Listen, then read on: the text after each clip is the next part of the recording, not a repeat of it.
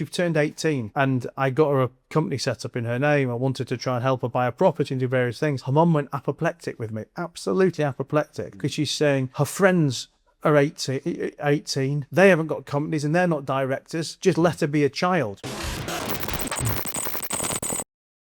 Hi, Matt. Welcome to Parenting Without the Manual. Great to have you here. Thank you very much. Come all the way from Bali to join us. Just for this, to be honest. Yeah. Just for this, yeah. So I want to talk to you a bit, well, a few things. Where you started, because you obviously, look, what we do here is we talk to entrepreneurial parents and we look at what shaped you, your childhood beliefs of what drove you to get your success, and then how you pay that forward into modern day parenting. So tell us a little bit about, your journey. So, I mean, look, and I as much as I don't look that old, I was a child of the 80s, and growing up as a wannabe entrepreneur in the 80s is very, very different to what it is in terms of the opportunities to grow up as an entrepreneur or wannabe entrepreneur in today's world. I mean, I always wanted to be an entrepreneur from being a kid. I think it's funny, there's probably two sides, because I was always described as entrepreneurial, but I think it just means resourceful. I mean, it wasn't so much that I was trying to make money. I was probably just trying to find ways to get people to say yes to the things that they were saying no to. But I was very money hungry back then. And it wasn't that I wanted to do business to make money. I just wanted to make money. But in the late 80s, early 90s, we lived in an era where, whether or not it was true, the perception was very much that the only way to make money was to own your own business. Yeah. My old man owned his own business. He was a successful entrepreneur. So you come from money then, do you? Yeah, I mean, listen, I can't claim to have come from poverty and have a rags to riches tale. I came from a good background. I mean, my parents came from poverty, but my dad built a successful business. He was first generation moneymaker, and listen, I wanted for nothing as a kid, but I also didn't have everything I wanted, if that makes sense. I want to ask you though, because one of the things I'm concerned about now, and I think is like how entitled our kids can be. So how did your parents manage bringing you up and keeping that, still keeping you hungry, if that makes sense? I mean,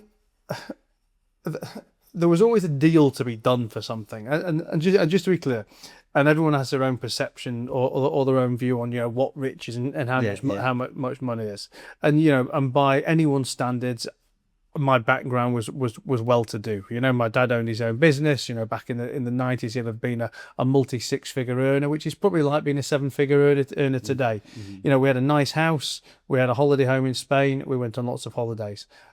I wasn't flying on private jets. My parents weren't dripping in richer meals and the kind of life of today. So that was the kind of level we're at. So whilst, let's say, money was around, I was never, let's say, in a position to be able to be some spoilt kid where, it's like we live in Dubai. I mean, the bullshit we hear over here when, the parents almost encourage the spoiltness, where it's like, oh, my kids only eat caviar. I'm sorry, you and your kids are a fucking dick then, aren't you? Right? I mean, and I think the behavior of the kid is completely led by the behavior of the parents. So I was never really able to be in that position because that quantity of money wasn't splashing around. But that said, my parents would, particularly my mother, would try and motivate me. When I say motivate me with money, look, I wanted money, they wanted something. We did an exchange of value. Now, whether that was as simple as tidying your bedroom for £5 or getting A stars in your GCSEs for £1,000, whatever it may be, they would always incentivize me. Yes, things were given to, let's say, things were available to me. Yeah, but they taught you to earn it though. They put this little barrier that you have to do something to earn it. Yes. Basically, they're not going to just give it to you. And again, to some people, I say, well, you came from a cushy life. Well, yeah, obviously I lived in a nice house and stuff. But what are my parents going to do? They're not going to make me live in the shed when they live in a nice house. But for example, when I wanted a nice watch, I was a 14, 15-year-old kid. I wanted a tag. Tiger was back then. I remember I wanted that when I was about that age as well. Yeah, they wouldn't buy me it. Yeah. I had to go to I had to go and get a job for that. Yeah. So I guess very comfortable fundamentals and more were always provided, but the trimmings on top I had to work for. But maybe also, do you think that you were inspired to be an entrepreneur because your dad was an entrepreneur? I think like it set this sort of foundation of what's possible. I think it's impossible to not to say it wasn't that in some way. I mean, you know, like I said, I didn't love business as a kid. I just wanted to make money. Therefore, business interested me. But I guess I just naturally had to have become an entrepreneur by osmosis because, you know, I was living with my dad in that environment. I mean, you know, 30 plus years on, you know, my dad and I are very different operators as far as business is concerned. You know, I mean, you know, completely, I say different beliefs, but very different attitudes, very different interests, very different attitudes to risk. But you know, I guess at its core, an entrepreneur's an entrepreneur, isn't it? You know, whatever route you go down. Did he ever think about leaving the business to you as he was, you know, as you were getting older and he, you know, or bringing you into the business? So the business he had, that was the one that he made all his money in, he sold when I was 17. Right, gotcha. So there was never an opportunity for that to happen for me. He then went on to invest in smaller businesses that he was trying to take passive stakes in, and my first business I worked in before I had my own business was one of his businesses. Gotcha. There was never going to be let's say this is a family legacy for you to take over, but obviously opportunity was provided for me because he had it. It was a great, I mean, it was a terrible business. It was a fucking disaster of a business, but it was a great learning opportunity for me because I had all these different problems and things to work with, but it was never where I wanted to spend my life. I mean, like, would it have been where I wanted to spend my life if it was a much more successful business? I don't know. It's impossible to say. But I was 18 to 21 years old at this point. I was selling uniforms, career wear, you know, polyester shirts or polycotton trousers, that kind of stuff. I mean, it's not really a sexy, glamorous business. And I was 21, and I wanted to go and open bars and clubs because that sounded a lot more sexy and a lot more fun.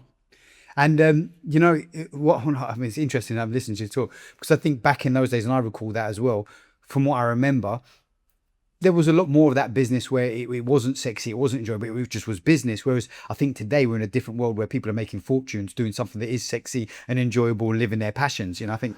Well, I mean, but there's just massive differences to the world today. And I was just thinking about this a little bit before I was coming here today, just because, you know, I didn't know what kind of stuff we'd be talking about, but I always think about business and my past as we go on. I'm 45. I've been properly in business since I was 18. I've been selling in markets and being entrepreneurial, etc., since I was probably 13 or 14. So let's say I've been in business in some way, shape, or form for about 30 years. And the way I kind of look at it is I would almost say there's been a generational change in business in once every 10 years in the life I've lived in. And, you know, the opportunities available to people. So if I try and put that into some kind of, let's say, real life context. So let's say, decade number one, from just call it from being 15 to 25 for me. That was pre anything. I mean, literally pre anything. No social media. I was just starting to use email. Yeah. You know, so because I mean, ultimately, success in business, you know, really comes from distribution. If you've got distribution, obviously you've got a good product, but you can have a shit product and great distribution, and you can make money. So, and I think ultimately, as time's gone on, the ability to distribute, the ability to hit a larger market has become bigger or bigger, quicker, and easier. So, you know, if you look at that for my first 10 years of business, then let's look at my next 10 years. And I was relatively successful from 24 to 28. I was relatively successful. Obviously, you know, we knew each other a bit back in the day. I had multiple clubs, you know, different businesses. But I did that before, let's say, two or three things. Before social media, before real use of the internet. Yes, the internet was there, but before real use of the internet, certainly before social media, before crowdfunding, before the concept of alternative lending as we have it today exists. You know, I always look back and, you know, I say, if I had those businesses I had, but I could inject those four ingredients: I would have been a billionaire back then. No, I mean, this is not bullshit internet talk. I'm a billionaire. I mean, no question about it. I was 27, 28 years old, and I made, I'm picking a number, let's say I was probably worth about 10 million quid at my peak before everything went. But that was 10 million quid 20 years ago, with none of the tools that allow mass distribution. Even if I wouldn't be a billionaire, I guarantee I'd have been making 100 million plus by being able to have those things. I mean, you imagine like nightclubs, strip clubs, those kind of things, but pumped up with social media. Actually, I was always quite good at raising capital in a world that didn't exist, but I could raise 10x that, 20x now. I had 11 clubs at my peak. That could have been 111 clubs. You could open franchise and all sorts of different things. The opportunities. And so that was, let's say, decade 2. If you look at decade three, I mean now, and never mind decade 3. Look at the last year of the last decade. What AI is doing to us. Never mind the distribute. 5 years ago we had the ability to distribute at scale, but we still needed people and infrastructure and everything else. Now we don't need people. The infrastructure is there and given for us. It really is possible to not only distribute at mass scale, but to create at mass scale with minimal input. So I was thinking about some stuff I want to ask you, right? Because you've just gone through some really good stuff. And this is like when I talk to parents, I'm talking to entrepreneurial parents and talking about conscious parenting, right? Now, obviously, you're going through the part of the entrepreneur that you are, but I've never contextualized. I've had similar but different journey. Like I've gone through different stages, different businesses of those different decades of my life. And I've not contextualized like you have, which is really interesting for me. But you've got 3 kids, all different, very different age groups. So, well, I might have a third one by the time this interview is finished. As of now, I've got 2. Two and one on the way. Depends how long we're talking for. So, again, different age groups, different eras. So I want to come back to that. But even before then, you've explained a lot about your journey. Where did school play a part in that? And then what are the lessons you learned that have developed you? So, wildly different answers for both me and my eldest and my youngest. So so I was a school kid of the 80s and 90s, and that was in an era when the perception and probably the reality was that if you didn't go to school, if you didn't go to further education, you were a failure. You weren't getting, and it was kind of reality as well, because if you didn't have higher education, you weren't getting a good job. You were, okay, we can say, well, I want to be an entrepreneur, but again, wanting to be an entrepreneur in the 90s was not as, let's say, popular, smiled upon, and as easy as it is in today's world. So the reality was most people, the ones who were going to be entrepreneurs were the real exceptions. So if you wanted a corporate job or wanted a good job, you had to go to school. If you wanted a profession like a doctor or a dentist or a lawyer or whatever, of course you had to go to school. If you went to private education and then didn't follow that up, I mean, that was like the ultimate sin, that, your parents have spent all this money putting you through private education and you're going to fail them by not continuing that. It's like, what did we bother paying for your education for if you're not going to go and see it on? So I came from that era, but I also rebelled against it because I was desperate to leave school, not because of, let's say, the modern day attitude of, oh, school's shit and it doesn't do anything for you and, I just want to be out making money. Or rather, I don't need school to make money. My attitude was just simply, I know I want to be an entrepreneur. I am gagging to make money. So every extra year I spend at school or higher education is going to be another year that's slowing down my ability to compound as an entrepreneur. So that's why I wanted out of it. My mum, she was from a background where she had nothing. She loved education for herself. She lost the opportunity to be educated properly because she had pneumonia or something. So she almost wanted to be educated vicariously through me, and also wanted the best for me, which their belief was education. My dad sat somewhere between the two of us, but also did think I should be getting education. So that's what I'd lived through.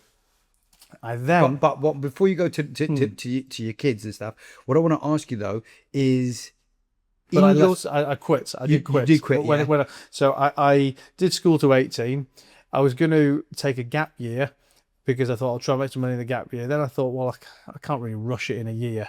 So I went to university, convinced my mum to let me kind of work whilst being at university. After 6 weeks of being at uni, there was no way I could concentrate on the two things. So I said to my mum, you've got to let me leave. I want to go to work.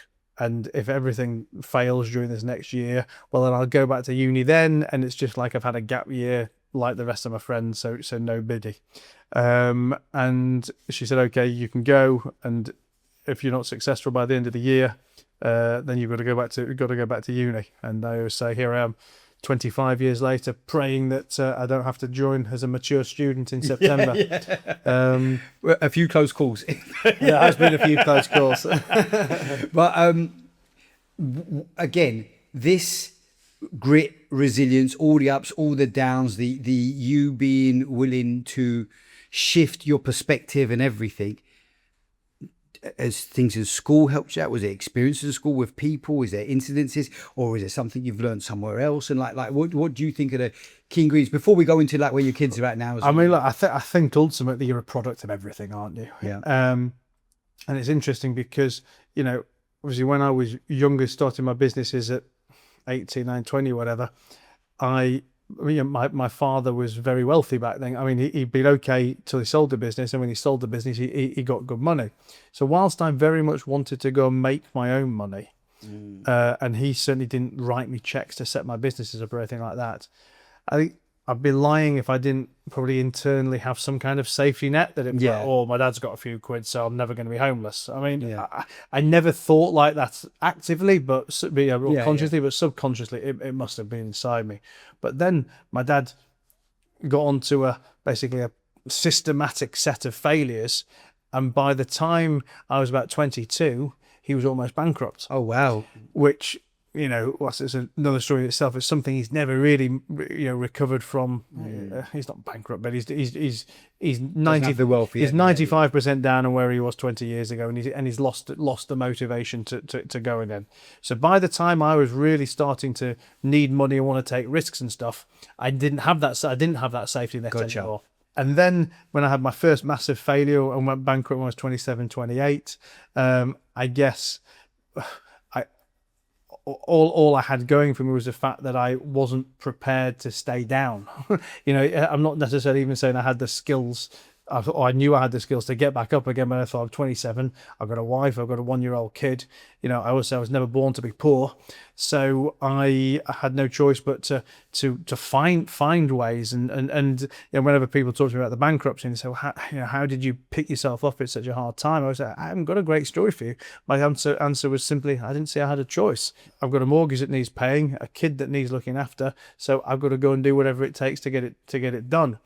But then as time's gone on, obviously every day I learn more skills. Every time I have a problem, I find a solution. So at 45 years old now, I have an attitude to risk which is considerably more than most. But I would say that's because I know I've got the skills to pick back up again.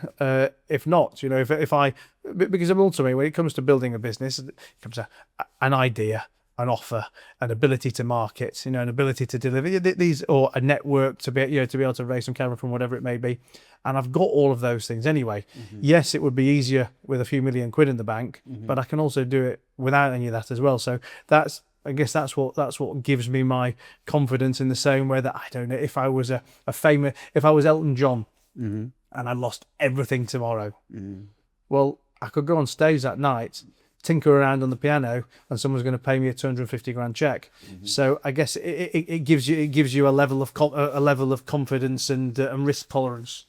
So knowing all of that, and I think that whether you see it as from the inside, but I definitely see it from the outside, that your dad it might have given you a bit of a safety net, like you say, subconsciously, but it hadn't flourished you with money, and you did have to go and earn it, and that was something you taught you. How do you now? And I know you've done stuff in business with your eldest. How do you set your kids up to win and to be prepared, and with everything you've now got, because you're someone who's learned from experience a lot? So my eldest, she's 19 now. I mean, I put it at the time I had her, I probably anticipated she'd be my only child. And I never imagined I'd come to Dubai, start chasing young girls, and forget that I didn't have the snip. But so she was. What it is, my pride and joy. But I thought that I was never with I wasn't with a mom, but I always had a good relationship with a mom. But her mom and I are very different. Yeah.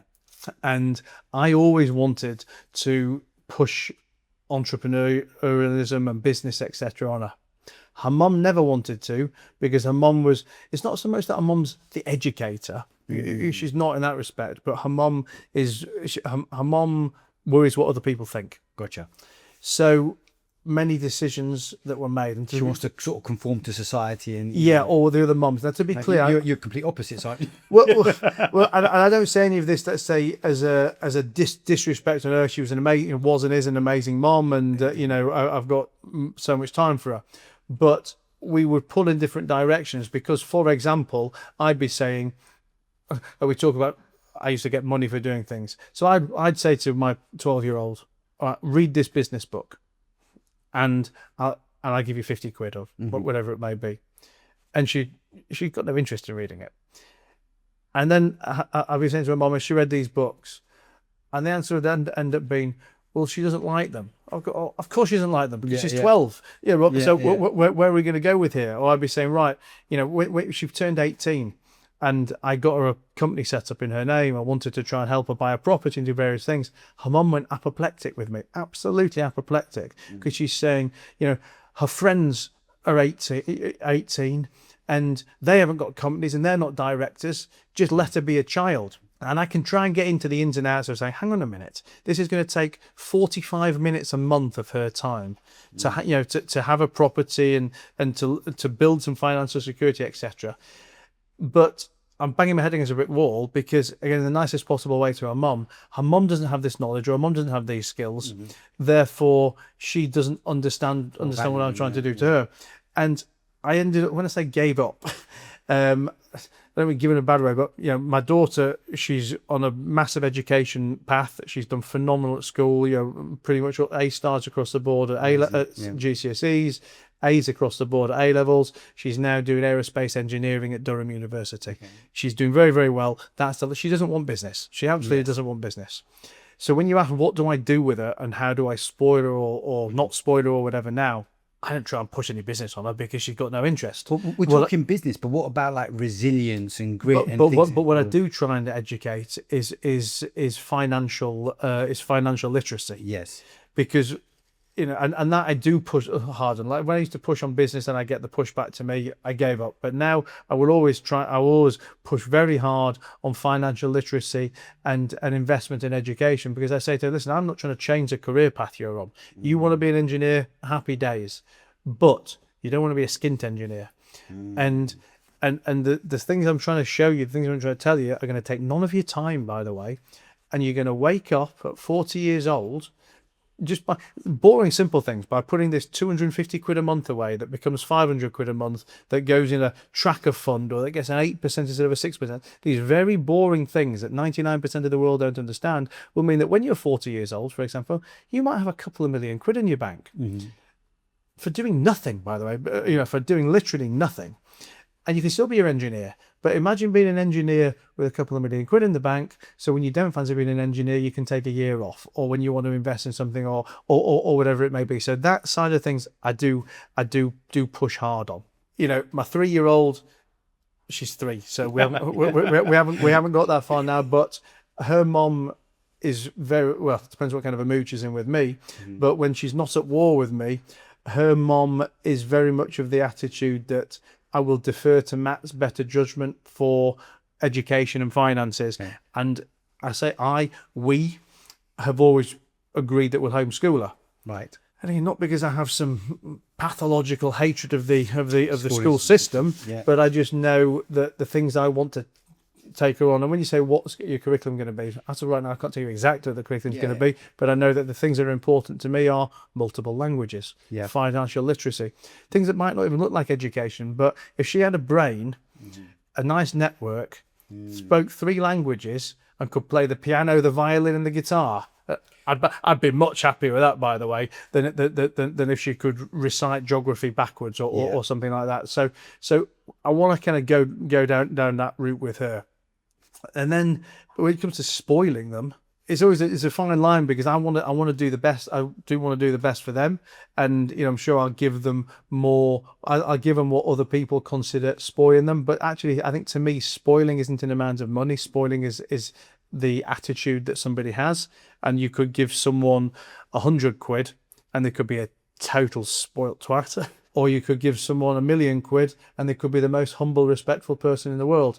And I'm very fortunate. I mean, I've done things like with my eldest, 19. If you look back, she had so much opportunity to be a spoilt brat. She'd have a 20 grand birthday party at 7 years old and those kind of things.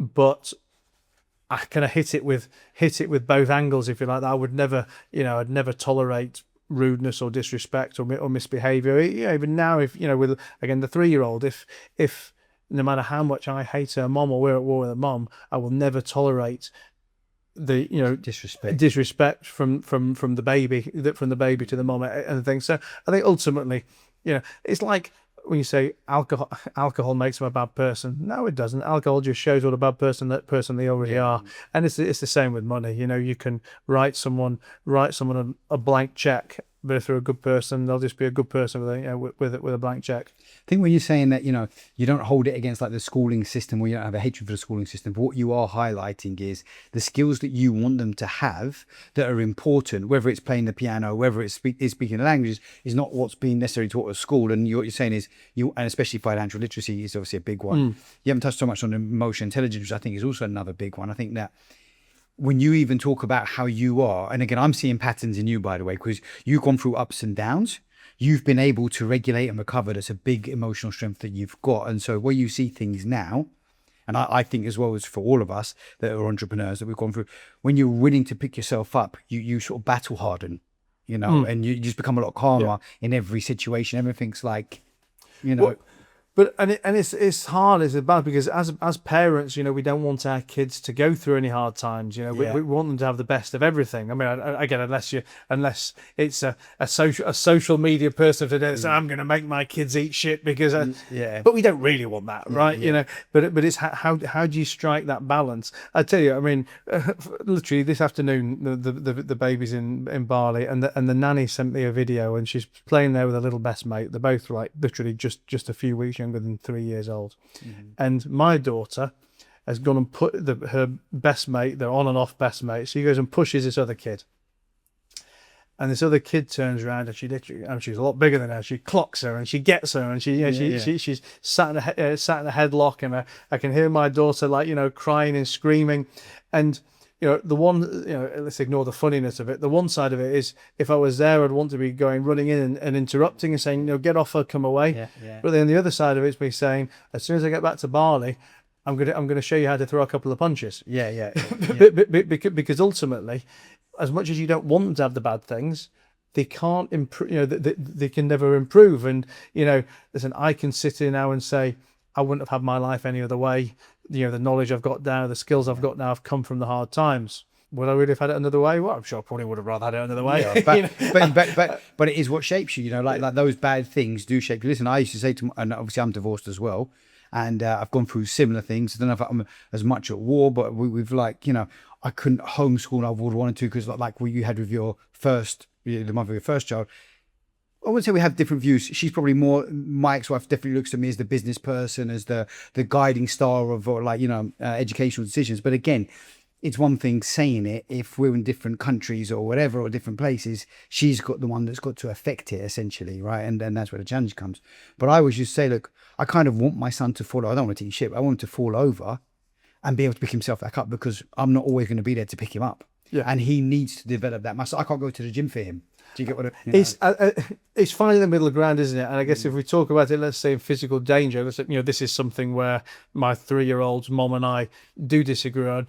I'm not paranoid, but I don't want her to get hurt. If she's a bit older now, so it's not an issue. But a year ago, if she's in this room and she's swinging on this table or climbing on something or climbing on these chairs, I'm not running behind her sweating, but I'm always wanting to look, because I always want to know what goes on, and be able to help her if something falls. And she's with her mum, she'll be walking along ceilings, and her mum will be in the room. I'm saying, "What are you doing?" And she needs to learn. When when she falls, she'll learn not to do it again. Yeah. And the argument I'd always She have, falls and dies. no, exactly. That's the argument I'd always have with her. I'd say, listen, there's falling from a foot high onto a sponge floor. Yeah. There's falling from a meter high onto a concrete floor. Yeah. These are two materially different things. And I guess it's that, how do you how do you let them how do you let them fall? How do you let them get cut but not an artery bleeding? How do you let them get a slap but not a punch? I don't know what you went through as a kid, but for me, I used to climb trees, and I fell from height and fractured my skull, and I could have died a number of different times, and I'm still here today. I mean, who knows? but then, and the flip side is, sometimes kids fall and do die. It's like and sometimes you can drown in a centimetre of water, and you can flourish in a mile of sea. I mean, but I also don't think you can use you can't use freak examples, to combat common sense. But no, look, there's no good answer or right answer, and it's a balance. It's a tightrope, isn't it? Everything is a matter of choices. You've got two girls. Is the third one? Do you know is a girl? Is a girl also, yeah. Punished. Yeah. I wonder how you'd be with a boy if you had a boy instead of a girl. Do you think you're different as a father now, like with daughters, versus how you'd be if you had a son? I mean, look, it's very hard for me to say because I'm not there. I mean, it's funny. Before I'd had any kids, I always wanted a son and a daughter. I wanted the son first and the daughter second. Yeah. To the point that when my daughter was born, we didn't know the sex of my daughter until she was born. So I convinced myself the only clothes I'd bought were male clothes. I utterly convinced myself. And when she came, I was so convinced that when she came out and I saw the umbilical cord, I thought it was a penis. Yeah. She was a boy. Well hung. And then when they cut it, I'm like, no, what are you doing? We're not Jewish. But literally, I always say to my daughter, I couldn't even talk to you for the first 2 days. You let me down so much by being a girl. Oh my God, But then I do really. But then when I'd gotten used to her being a girl, now I can't imagine having a boy. People are saying to me, "Oh my God, your third kid's a girl. Do you not want a boy? Are you going to try for a fourth?" I said, "No, I'm really happy with the girls." Maybe that's I don't know why. Maybe it's because I'm trying to make sure that because I've been a bad guy with girls for all my life, that they don't have to fall foul of the stuff I'm up to. I don't know what it is, but I'm much more into a cuddle with the girl than a rough and tumble with the boy. Right, gotcha. I don't know. I wanted a boy. I don't know if I could imagine myself having a daughter. I think he's going to probably. I'm saying that he's going to be my only child. I'm older than you anyway. I'm 48 this year. I don't see myself having another child. I don't think. You never know what could happen, right? But that's what I said 15 years ago. You got me thinking, right? But. I was a rascal when I was a kid, and I just connect more that I want to teach him how to fight and do stuff and all of those things that we talk about. Look after him. I find it a lot easier. I find myself like, I think I would go mad if I had a daughter, just being very protective. That's what I visit. Again, I suppose you adapt to the situation, as you grow up through the years and stuff. I mean, like I say as well, I've been very lucky with my eldest, and I've got to give her mum the bulk of the credit for this, because she lived with her for more during those older years. I mean, when you see the young kids of today, these 14-year-olds that look and behave like 25-year-olds, with the makeup and the boys and the the overall energy. I'll say inappropriate conversation. I mean, it's funny because what's good for me on one hand is not good for someone else on another. But I'd be utterly mortified if that was my child. Now, and again, it's ultimately comes, I guess, down to the parents and what the parents allow them to see and behave, and what they don't punish them for. And I'm very lucky in the fact that my eldest daughter's mum was not a promiscuous person, or was not someone who wore mini skirts and makeup and all that kind of thing. So I've not had to suffer a teenage daughter that I'm tearing my hair out with, you know, bringing home boys and doing all this kind of stuff. I know I'm going to have my work cut out with the second one. But all I can do is make sure I'm as present as possible. Yeah. Good stuff. So, you know, interestingly, right, you were talking about when you set your eldest one up in business. This situation in the UAE has got me reflecting. And I'm probably going to more than likely pull my son out of school by September. He's 9 years old. And my thinking is, what this has done for me, I kind of wanted to homeschool previously. I got caught into the trap of culture and like society, you know, just put them in the best school that you can and all of this kind of stuff and tick those boxes and socializing stuff. But paying all the money that we pay and then having such a poor service that we've had with this remote schooling, I mean, that you've probably not, it's not really experienced it. I'm personally experienced it, but I've got friends who are doing it, and you know, I mean, it's not easy for anyone, is it? I mean, it's probably no easier for the teachers having to deliver exactly. it. I feel for the schools because they weren't set up for this, but I do feel that for the amount of money that we pay, they should pivot and adapt faster. Yeah. And it's not really rocket science to go back home and then put the thing on. What's actually happened is all the parents flew back to the UK, and you know, and it's not really been organised. They just, you know, it's been a bit of a shambles and disappointing. But what I started questioning is if I took that money that I'm paying on schooling, which there's a value to it, but I don't think there's enough of a, you know, like return on capital from, right? Yeah. If I just really, what I want my kid to learn is health, is having a good mindset, being healthy, being able to socialize, building his network, doing stuff, also being willing to take risks and fail. I'd rather set him up. And we're talking about, like you say, this third decade of now AI.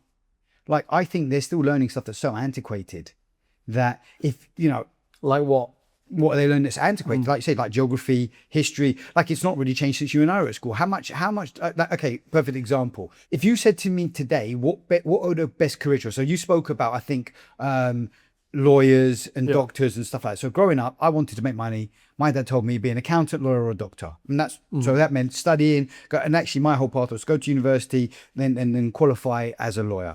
I ended up falling out, going into nightclubs. I graduated university, and instead of doing that 3 years of law or accounting, I went into nightclubs and I became an entrepreneur. And actually I made a lot more money doing a lot less work and actually having a lot more fun. All right. But I think today, if you said to me, what's the best career that I think a child could have? I think one of them would definitely have to be being a YouTuber. I think another one would definitely, even whatever business, if you want to be a flipping tire changer or mechanic, you have to become a marketer. Mm-hmm. Right, or you want to be a dentist, but you have to be a dentist that knows how to do social media. Like, so those two key skills I think should be like massively taught skills right now. And the third one being AI. They're teaching coding now. Coding is already redundant. Do you get again? And they're not even teaching coding in a curriculum. They're teaching it as an external course that you pay for. So on top of the big expenses, right? So these are things now. I think we're in an attention economy. I think kids today at my son's age, 9, 10 years old, should be studying how to control attention, like how to get attention. You know, like for whatever you're going to do. I think it should be done how to build networks. I think networking should be a thing. I had a guy on my podcast recently who was saying, actually, everything they teach you in school, because I had to unlearn myself. Because today we pay mentors so we can learn the fastest way. Well, if you were at school and you're going to learn from the kids doing better, that's considered copying, or you're sort of, you know, reprimanded for that. I think there's balance is the wrong word, but common ground or like a compromise. I think what it is, because listen, on the one hand, I'm absolutely for all these things, but I also think you can only be good at being fast on something when you've got, let's say, underlying skill sets. Now, let's say you use code. Maybe coding's not the right example because I mean there's a lot to learn there, and you can vibe code very well without it. But let's just say, for example, you can write a book on ChatGPT, I'm thinking about this because it's something I'm doing. I in the last week or so, I've just written 2 books. Or ChatGPT's written 2 books. Yeah. But this is where I would, because I know the what's the word, the content, because I know the content of these 2 books, particularly one of them better than I would argue 99% of the world do. I've used ChatGPT to speed me along. Yes. I've used ChatGPT to help me write structure, to help me find gaps. Yes. it's ChatGPT's also told me a lot of stuff that I'm saying that's absolute rubbish. Yes. You need to remove that. You need to remove that. How can we do it better? Now, so I've done a year's work, let's say, in a weekend, but I've only but the finished product is only as good as it is because of what you know, because of the knowledge that I've got. I get that, and that's that. And when we talk about geography and history and things, do I think we should learn it? Look, I think we also have to consider that everybody is different people in the world, and and you know, some if you love geography, okay, maybe it's going to be useless for you, but if you're happy to earn 50 grand a year and do geography or be an explorer or read a map, I don't know, then that's entirely up to you. Do I think someone should have 15-20% of their school life spent on geography? No, I don't. Do I think it's important to know where the various things in the world are? I'll tell you something else as well. Here's another thing, right? And you say it all the time as well. And this is you, right? You run your own podcast. You're a networker. Your network is your net worth. All this kind of stuff, right? These kids are taught nearly I wouldn't say don't socialize is wrong, but like, you know, sit down, be quiet, don't move, don't even see. That whole, you got to understand at this age, that's shaping what they believe is right and wrong. Just the thing of everything they're doing, if they're playing and they've got this natural, I agree, not everyone's cut out to be an entrepreneur, right? Let's agree. There's going to be a percentage that are just going to get a safe job and go down that route. But they're talking to this person, no. What they're hearing as a kid is like these blockades of, okay, that's wrong, like this, and that's not going to serve them in a modern world. I think if we use the word, if we consider the word entrepreneur and almost let's take the business side of entrepreneur out and just say you're an entrepreneur is a thinker, a problem solver, an achiever of this. I think everyone can be entrepreneurial. Yes. Should everyone be a business owner? And because I think that is something that we do because we love business. We say you've got to have your own business. You've got to have your own business. No, 90% of people shouldn't have their own business because it'd be terrible. However, the kind of skills and things you've been talking about, they're applicable to anything. So when we talk about marketing, it's good to be a great marketer. Yeah. If you're going to own your own business, you absolutely should. If you're going to be the geography teacher, you should still be able to know how to market because you could communicate with the kids better. 100%. So, you know, socializing, health, fitness. I think there's so many skills that I'm totally with you on the fact that there's so many skills that we don't learn that we should learn. I'm probably just not there when people go, you know, you've got to have a business. You've got to have a business. Yeah. No, you've got to have what you want to have and make as much money as you can make whilst retaining the happiness that you want to have. Because again, the thing I always talk about now is that, you know, what does success like? And I think that the word success is far too attached to finance. Well, I'd agree with that. And I will say, for me, success is happiness. I agree. If you are living a happy life, you're successful. Yeah. And I think if you've achieved what you set out to achieve, that is success. And the example I always give is if you're a young girl and you say, my absolute dream in life is to be the world's best wife and the world's best mum. And you see that girl when she's 40 years old and she's got 3 kids who are lovely kids who have gone well through school, and she's been a housewife for 20 years, giving her husband everything she needs so that he can give her and the family everything they need. And she's flat broke and the husband ain't got much money. Yeah. Are they successful? I'd say she's a rip-roaring success because she's done everything she set out to do. Yeah. In the same way that if someone set out to be a billionaire and he makes 10 million, I'd say he's probably pretty unsuccessful, to be honest, because he's not achieved what he want to achieve. And then if someone says, I want to go and make 100 million and they go and make 110, are they successful? Well, they're successful by the metrics of what they set out to do. But if they've got a failed marriage, kids who hate them, the fat and all the other shit that goes with it, well, listen, I wouldn't take that for all the money in the world. You know, I did a lot with Tony Robbins, and he talks about happiness is if life conditions is equal to or greater than blueprint.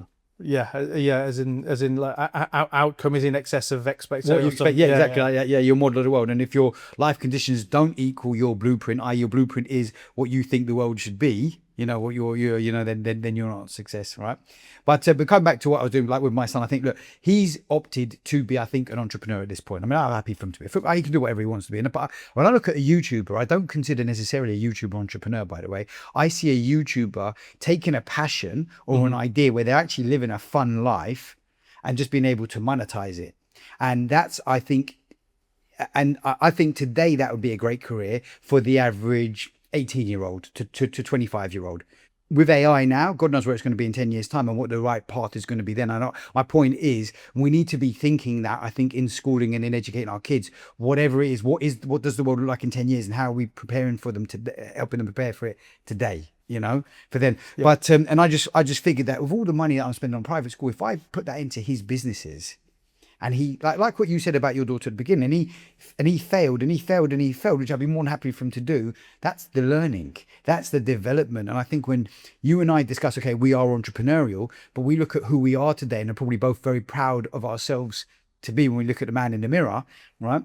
It's those experiences and the overcoming and the successes and the failure and all of that we've gone through, that's we can go, "Wow, I'm really proud about that." And I think I think he's opting for that anyway. I'm definitely not pushing it on him. I think he's seen daddy do it, and that's where he sort of, like, again, he was at the launch yesterday and he was incredibly proud and wanted to get on the mic and wanted to be around and see it. And that we came back last night and he was like, "Daddy, can I have a lithium mines bag?" Because we gave all his goodie bags away. And I haven't given him one because he's got everything, right? But he just wanted to have the bag. It gave him a new level of pride and everything for it, Right, my team, we're coming towards the end, so my team have prepared some questions. But I don't know how much dirt they've dug up, right? But okay, so look, you haven't touched on it majorly today, but I know you've had a number of big successes and you've gone through bankruptcy and then come back up and come. So, is bankruptcy actually the best business school in the world? Or is that just something people say to make themselves feel better?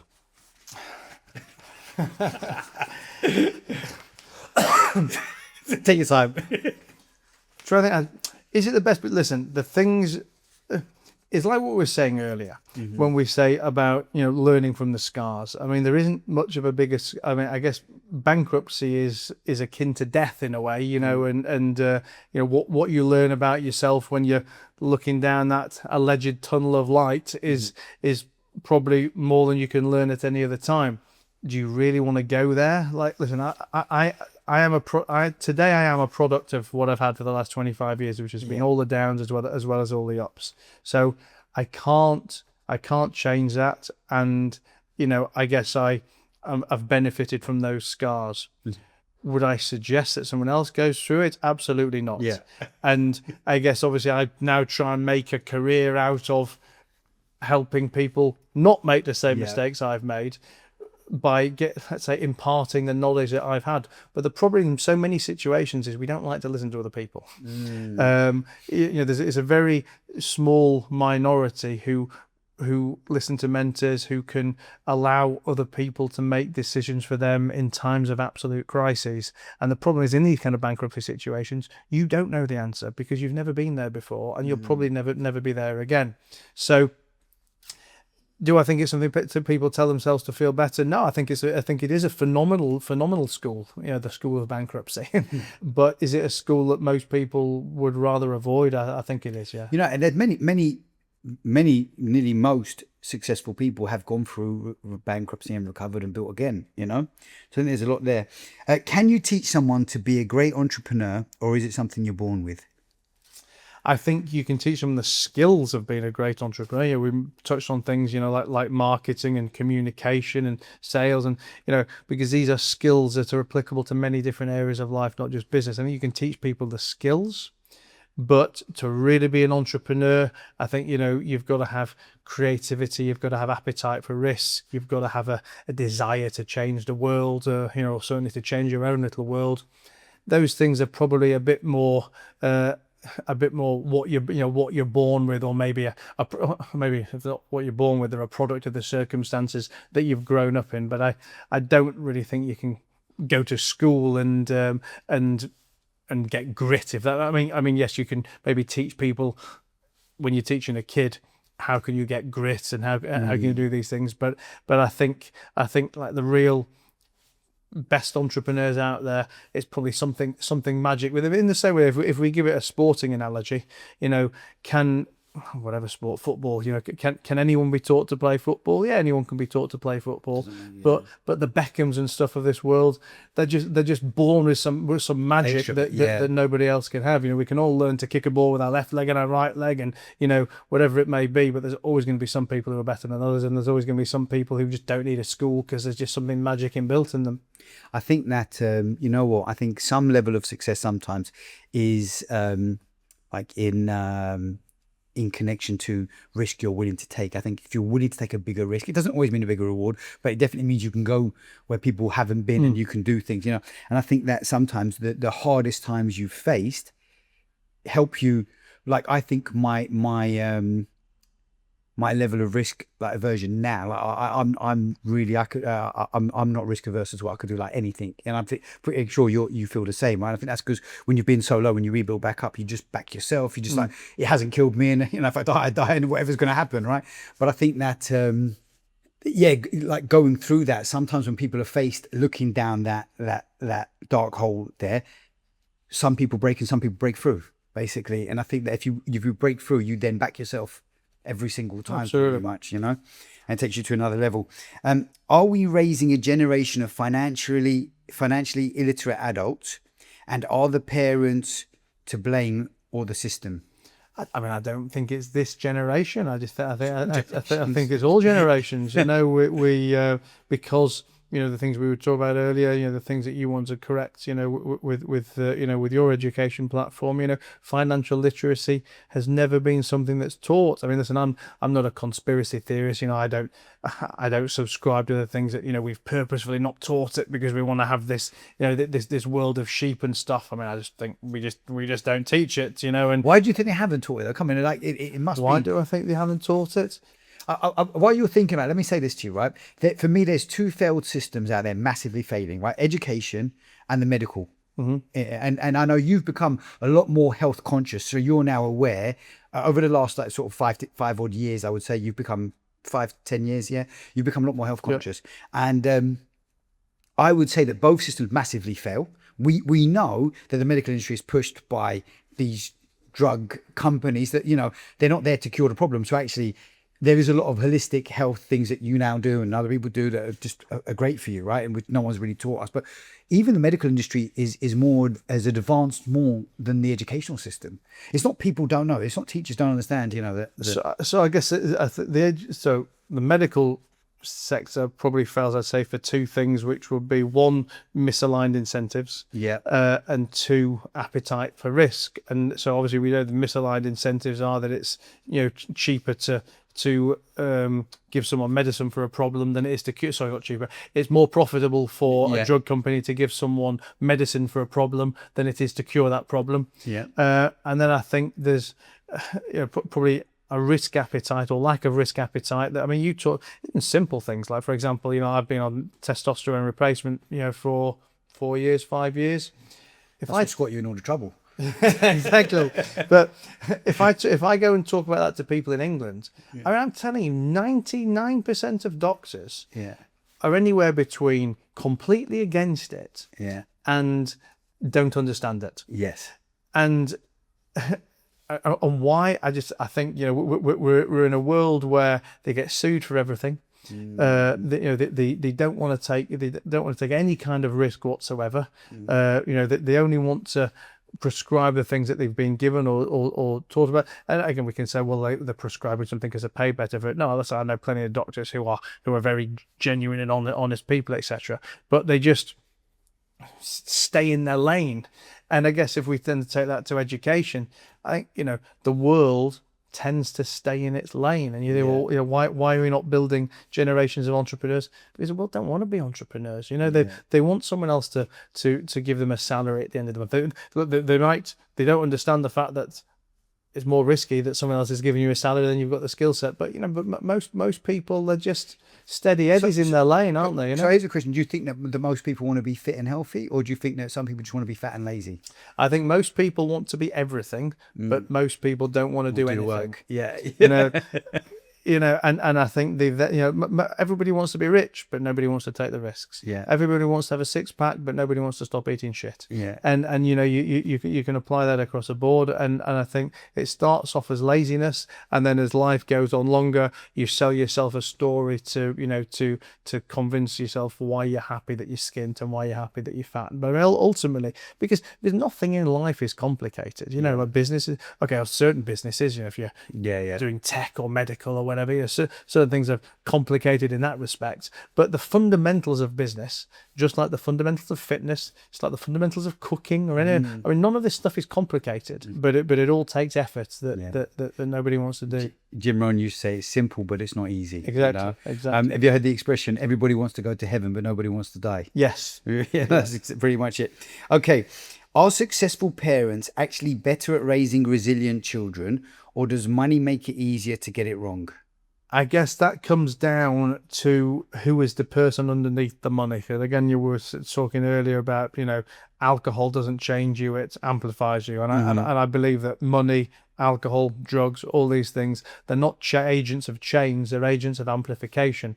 So I guess it depends, what are the underlying parents like, what's their attitudes, and again, so I'm not, let's say, being sexist, but let's just take, for example, you go to a rich guy. Let's use the word rich because we're saying successful isn't necessarily that, but so we say a rich guy who gets in, let's say, a stereotypical relationship with a hot girl who doesn't, let's say, maybe do any work. She does whatever she does with the kids. She likes to spend the husband's money. That just proliferates down, but by osmosis onto the next generation. I think until listen, the thing cuts the other way if it's a girl with a guy. So I don't want to be getting your Instagram full of manosphere, full of spam comments of hatred. But what I mean is, unless somebody takes a step back and wants to make a change or wants to implement something, then then none of these things are going to change. Look, if I look at who I am today, listen, I've got so many things I can be better at and need to be better at, etc. But I'm not the man I was 5 years ago. I'm certainly not the guy I was 25 years ago, because I have a never-ending appetite for learning and improvement. Yeah. Not for any reason than that's where I want to be myself. I want to be better. I want to be, whether it's better fitness or better looking or better read or better educated. I always want to be better, and the vast majority of the world have no interest in it whatsoever. And I always say that most people stop learning the day that they leave school or leave university. Some people stop learning before they even left school. And I think so these successful parents, or is it easier, is it harder, whatever, ultimately I don't think it's about the money. It's about who you are as a person. And I think you've got to have that ongoing desire to improve. Yeah, I think you look at where we are today, and if you're raising your daughter here now, or daughters, or Bali, or wherever you're able to do that because of the success that you have. If you were, I remember during COVID, we were living in a 7-bedroom house in Spain, and we were at our swimming pool, and we were walk by the beach and everything. And I was just thinking, God, imagine if it was like a single parent. There's a single mum, 3 or 4 kids in a tower block, and she's not allowed to leave. I mean, there are things that, like, having success does help you do certain things, and listen, money gives you access. Yeah, but you've got but then how do you use it? It's like, again, one of the things you were asking about earlier was like, like spoiling, for example. Money gives you the access to do whatever you want, but how are you going to use it? I think that, but like, I don't know how much you believe in like manifestation and things like that, but I think like when you see like around you what's possible, I think one thing good about living in Dubai, the standard is quite high. So there's an expectation that this is going to be your life standard moving forward. I think that, our kids that grow up here are just going to look at this is like the baseline. I don't see them falling between. Whereas if they were growing up in another city, country, Yeah. whatever, that might be different. It might not. I mean, if you think, we're in Africa or Ethiopia or like, I don't know, Philippines, wherever, that might not be the perception. It might be, hey, what normal life is, I'm going to get up and I'm going to go and work in this tribe or do this thing, and that's going to be the, it's absolutely who are the people, like you say, osmosis Yeah. is what you've been saying the whole time, is the thing that you've gone up and done. Just in closing, because we should come into time, and I hope you might be saying correct, might be popping a champagne, all right. Normally I ask people on the podcast, and I'll ask you, you've got a wealth of experience, about to be your third time as a parent, and you've gone through divorce or breakups, not being with the parents, with the mother rather, and in business. What if somebody was going into parenthood right now? Maybe someone's in the midst of things. Obviously, you've raised a daughter to 19. So far as you've got some wisdom and experience, what would be one bit of advice that you would give to somebody just becoming a parent or going through divorce or going through breakups, whatever, I think one of the biggest things I always say, particularly for new parents, I could give you many different advices all along the way, but particularly for new parents, is not to let it change you. It will obviously change you because you have a kid, but I think too many people overthink and over stress. When that kid comes along, it's like, oh my God, I'm going to have a baby tomorrow and my life's going to change, my life's going to be over, I'm not going to be able to do anything. And I think ultimately the kids are a reflection of the parents. Yeah. And I think you've got to live your life, integrate them into your life. Your life will naturally change because you're probably not going to be going to a nightclub, but whatever you're going to do it with the kids, have as much time together, etc. as possible. And I guess you'd just be very conscious of the fact that, by osmosis again, kids learn everything by osmosis. And, I always look at other kids, and when you see twatty kids or annoying kids or whatever it may be, ultimately, when you look at them, that's what those parents are. And, I've got a, mate, someone I know back in England, he's got 3 kids. They're all these little kids are petrified and they're moaning and whining there. Then you look at the dad, he's a total pussy. Yeah. Worrying about this, worrying about the other, worrying about things. But to be very clear, he doesn't need to worry about any of these things. He's just a worrier. Yeah. And this is obviously passed on by osmosis. So I think it's probably 3 different avenues, 3 different tangents of conversation in there all. But obviously just be very conscious that kids learn probably not from what you say, but from what you do. What they see in the environment around them. But enjoy the experience. It will change you naturally. You don't need to let it change you by force. And it's the funnest thing that can happen. I love it. Matt, it's been an absolute pleasure. Thank you so much, and I wish you all the best, and congratulations again. Thanks a lot for having me.